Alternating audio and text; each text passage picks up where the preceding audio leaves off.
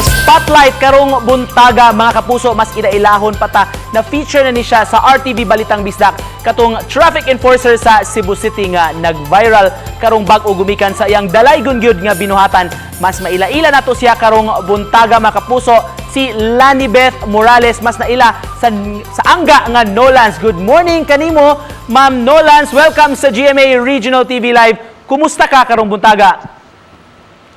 Maayo man. Daghang salamat kaayo sa pag-uban kanamo karong buntaga. Pila ka tuig na ka sa pagka-traffic enforcer? Kumusta ang trabaho, ma'am? So far, so good. 25 years na ako sa Sitong, sir.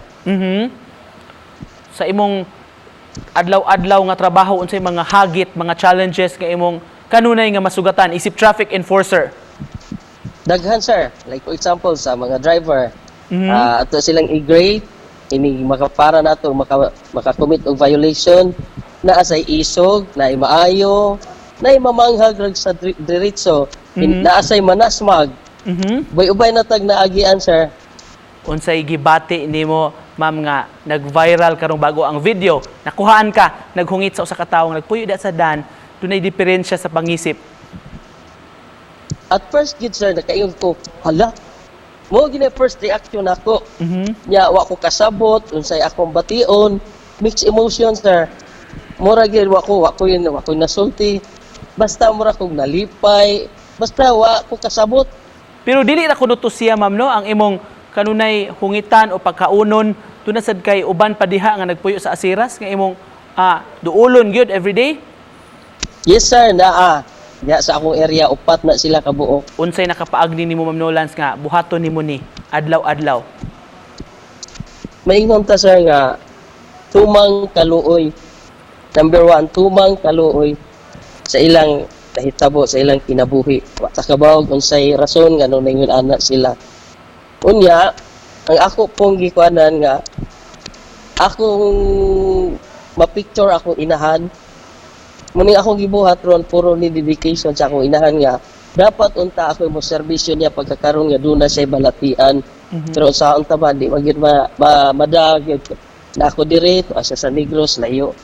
So mo na ni siya, ako na siya gidedicate sa akong inahan. Ma'am Nolans, unsa may leksyon nga imong nakuha nakatunan sa gikan kanila ug gusto sab nimong ipaambit nga to sa mga nagtan-aw nato ron?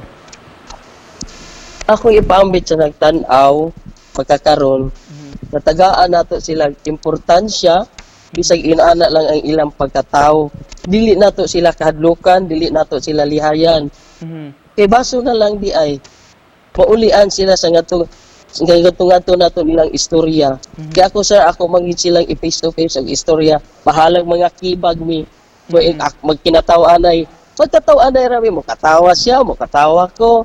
At least nakahatag po nila gamay nga kalipay. Isip pa na pos, Ma'am Nolans, unsa imong gusto ipaambit nga mensahe sa atong mga viewers karong buntaga? Higugmaa inyong ginikanan. Kay sa akong side, murag sakit para na ako nga di ko makaserbisyo sa akong inahan. Murag gina sa, sir, higugmaa lang yun in town. Nagkakain salamat, sir. Pagkanindot sa imong istorya o inspirasyon gyud sa atong mga viewers karong buntaga mga kapuso, ang atong trending og bida nga enforcer sa dakbayan sa Sugbo, si Ma'am Lanibeth Nolans Morales. Daghan kay salamat sa pag-uban kanamo. Yes, sir, salamat kayo, sir. Ug sa atong mga viewers. Salamat, ma'am. Okay, Amping salamat. diha, amping sa trabaho.